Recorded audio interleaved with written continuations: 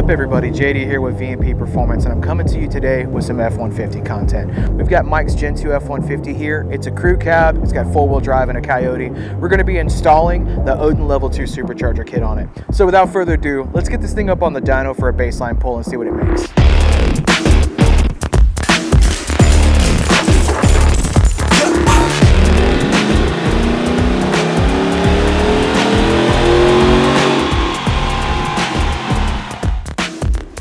Alright, so naturally aspirated, the truck made 310 rear wheel horsepower. That's through the 4-wheel drive and big tire. But we know exactly what to do with that. Let's get it in the shop. Let's get that Odin Supercharger kit on.